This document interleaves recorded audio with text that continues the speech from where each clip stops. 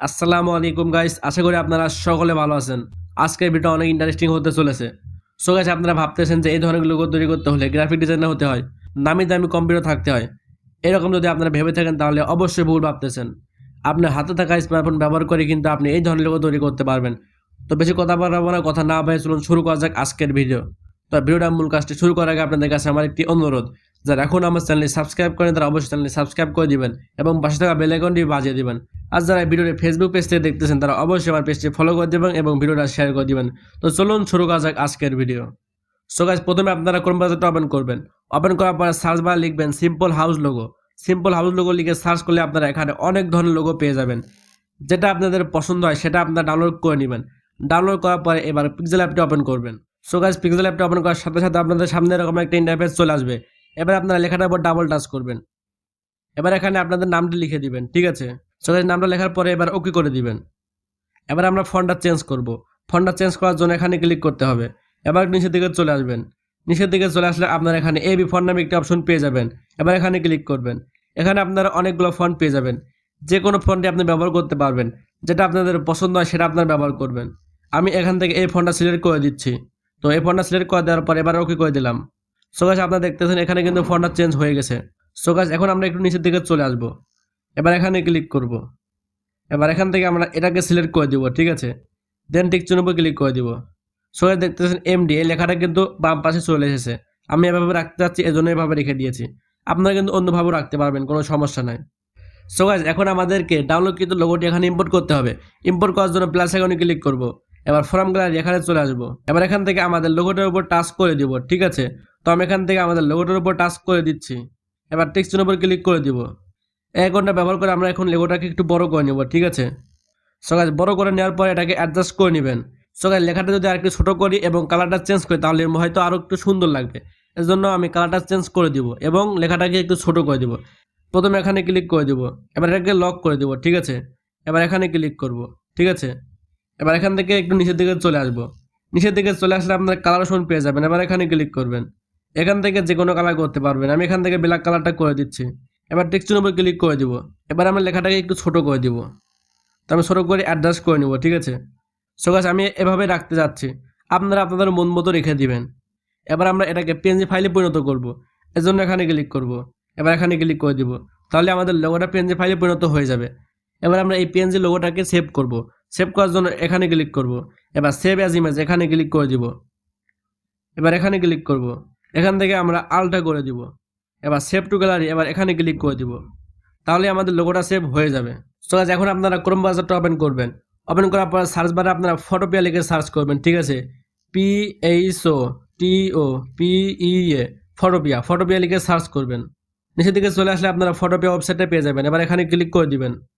Click করার পর অবশ্যই কিন্তু আপনারা এখানে ওয়েট করবেন। ওয়েট করার পরে আপনাদের সামনে এরকম একটা ইন্টারফেস চলে আসবে। এখানে আপনারা অনেকগুলো আইকন দেখতে পাচ্ছেন। এতগুলো আইকন থেকে ভয় পাওয়ার কোনো প্রয়োজন নাই। আমি যেভাবে দেখাচ্ছি আপনারা সেভাবে ট্রাই করবেন। ইনশাল্লাহ আপনিও কিন্তু এই ধরনের লোগো তৈরি করতে পারবেন। সো গাইস, এখানে আপনারা PSD টেমপ্লেট নামে একটি অপশন রয়েছে। এবার এখানে ক্লিক করে দিবেন।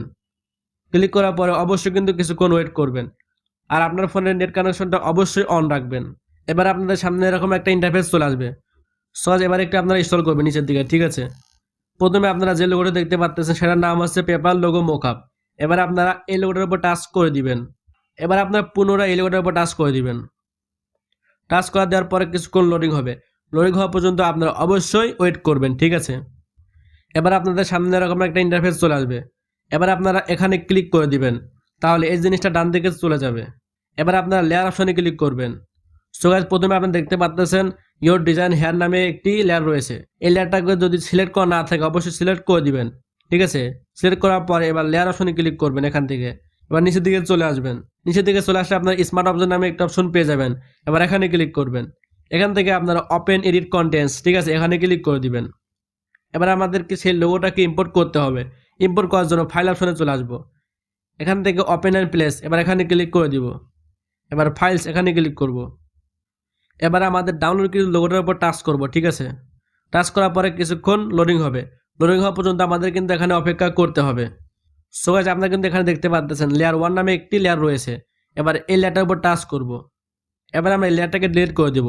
ডিলিট করার জন্য আপনারা ডিলিট অপশনে ক্লিক করে দিবেন। তাহলে এই লেয়ারটা ডিলিট হয়ে যাবে। সো গাইস আপনারা দেখতে পাচ্ছেন এই লোগোটা কিন্তু অনেক ছোট দেখাচ্ছে। আমরা এখন এই লোগোটাকে একটু সাইজে বড় করে নিব। ঠিক আছে, বড় করার জন্য প্রথমে আমাদেরকে এডিট অপশনে ক্লিক করতে হবে। এবার একটু নিচের দিকে আসতে হবে। নিচের দিকে চলে আসলে আপনারা এখানে ফ্রি ট্রান্সফর্ম নামে একটা অপশন পেয়ে যাবেন। এবার এখানে ক্লিক করবেন। এবার লেয়ার অপশনে ক্লিক করে দিবেন, তাহলে এই জিনিসটা ডান দিকে চলে যাবে। সো গাইস আপনারা দেখতে পাচ্ছেন আমাদের লোগোটার চারদিকে 8টা আইকন রয়েছে। যে কোনো আইকন ব্যবহার করে কিন্তু আপনি এই লোগোটাকে ছোট বড় করতে পারবেন।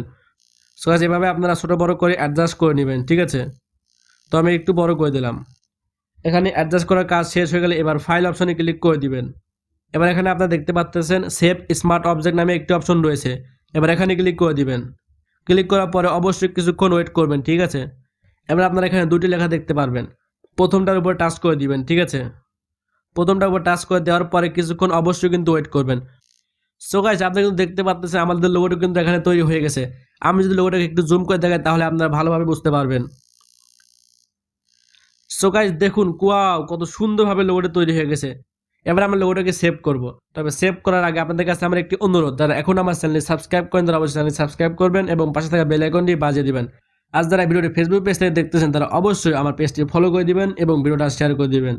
তো সেভ করার জন্য প্রথমে আপনারা ফাইল অপশনে ক্লিক করবেন। এবার নিচের দিকে চলে আসবেন।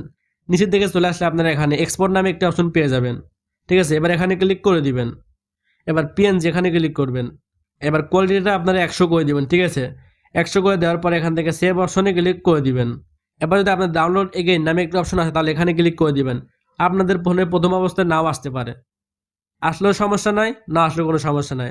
এবার আপনারা এখান থেকে ডাউনলোড এগেইন করে দিবেন, তাহলে আপনাদের এই লোগোটা আপনাদের ফাইল ম্যানেজারে সেভ হয়ে যাবে। সো গাইস এই ছিল আজকের ভিডিও। আশা করি ভিডিও ভালো লেগেছে। ভিডিও ভালো লাগলে অবশ্যই লাইক করবেন, কমেন্ট করবেন এবং শেয়ার করবেন। আপনাদের কিছু জানা থাকলে অবশ্যই কমেন্ট বক্সে লিখবেন। ইনশাআল্লাহ আমি চেষ্টা করবো আপনাদের সকলে কমেন্টের রিপ্লাই দেওয়ার জন্য। ইনশাআল্লাহ দেখা হবে নতুন কোনো ভিডিওতে। এতক্ষণ সাথে থাকার জন্য আপনাদের অসংখ্য অসংখ্য ধন্যবাদ। আল্লাহ হাফেজ।